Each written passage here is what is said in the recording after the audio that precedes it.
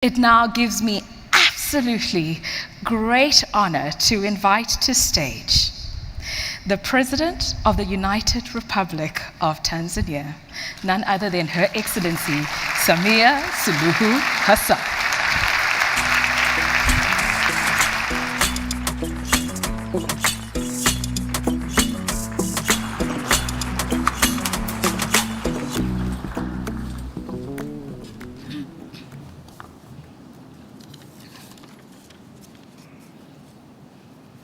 Your Excellency Paul Kagame, President of the Republic of Rwanda, Your Excellency Prosper Bazombanza, Vice President of the Republic of Burundi, Ms. Julia Simpson, President of the World Tourism and Travel, WTTC, Mr. Arnold Donald, Chairperson, WTTC,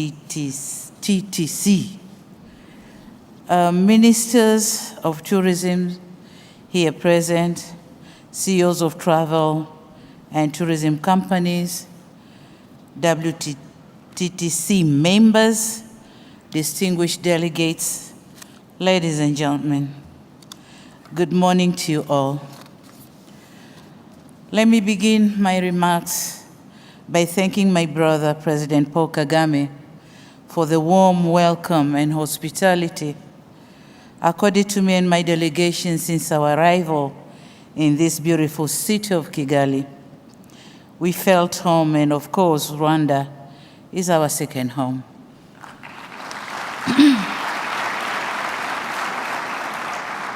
I'm also delighted to meet my friends, Arnold, Julia, Manfredi, Peter Greenberg, and the wife, Hande.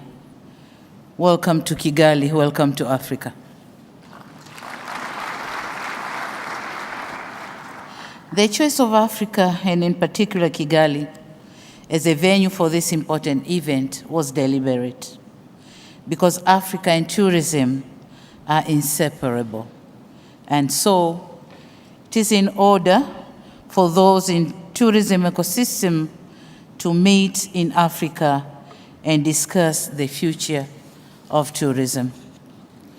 I also wish to thank and commend Ms. Julia Simpson and her team for the job well done and for putting all the necessary arrangements for this summit together. Thank you for your time and dedication. Distinguished delegates, ladies and gentlemen, it is a fact that Africa is endowed with rich and abundant natural and cultural touristic attractions. To give my own country as an example, Tanzania has 21 national parks, including the Serengeti and Ngorongoro Crater, more than 40 game-controlled and game-reserved areas, more than 400 forestry reserves, and over 120 tribes with diverse cultures. Above all, we have beautiful Zanzibar Islands.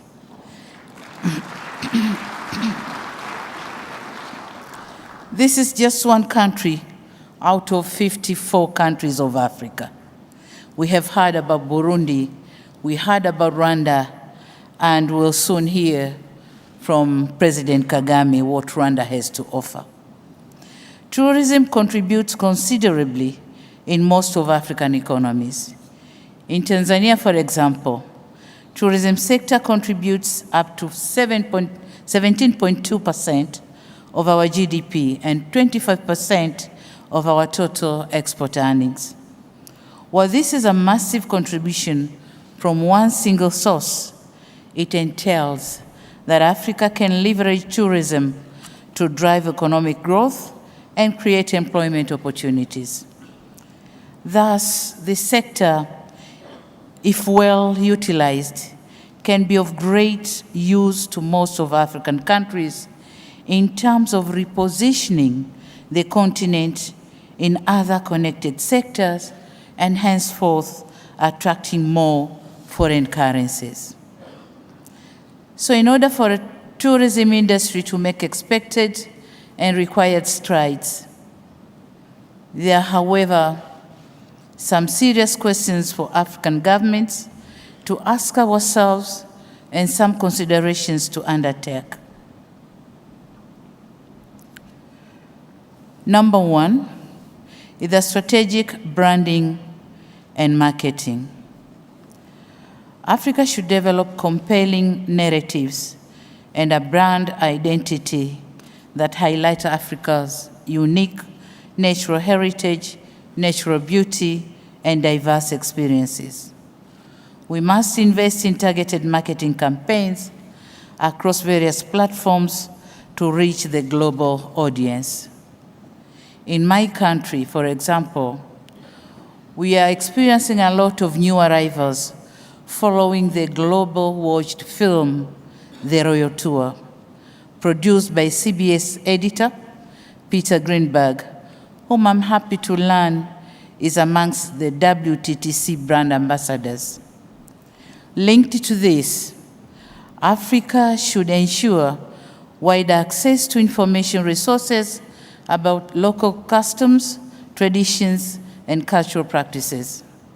Africa should tell its own story in its own terms and set a positive narrative about our continent. We cannot afford to continue remaining silent in this era of fake news. We should stand up and put the record straight. Africa is not only the future, it is now.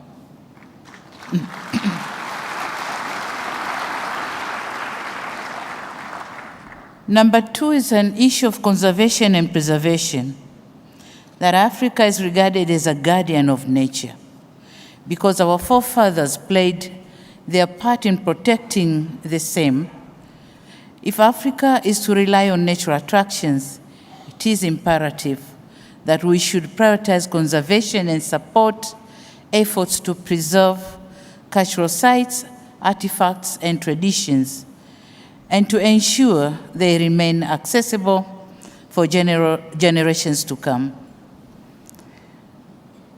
In Tanzania, we have the motto by our dedicated tourism television, which says, "Tumerithishwa tuwarithishe." Loosely translated, what we inherited, we should also pass it on to the next generation. In view of this, distinguished delegates, Africa should continue to prioritize sustainable tourism practices by minimizing the environmental footprint of tourism activities, promoting the conservation of natural resources, and supporting community-based tourism initiatives. We in Africa should emphasize on ecotourism, which promotes responsible travel to natural areas, contributing to conservation efforts, and providing sustainable economic benefits to local communities. My last point for consideration, but not least, is research and data analysis. For tourism sector to continue being relevant, we should endeavor to undertake research on tourism trends, visitors' preferences, and environmental impacts.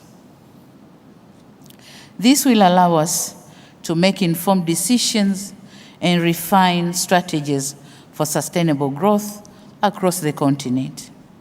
In my view, this is an area where the WTTC and other partners can also come in. Linked to this is enhancing the capacity of professionals to understand and respond effectively to the challenges facing the sector. I'm insisting on research and data analysis because some of us identify the sector as tourism sector, and we lose some constitutes of travel. We put them aside. And this may have effect on the calculations of the percentage of contributions to our GDPs and economies. So that's why I'm insisting on research and data analysis. Excellencies, distinguished delegates, it will be amiss on my part if I conclude without acknowledging the role of private sector in the tourism ecosystem. We in Tanzania believe that a coordinated and well-regulated private sector is an engine to our economic growth. It is important, therefore, to note that the private sector has a big role to play in our endeavors.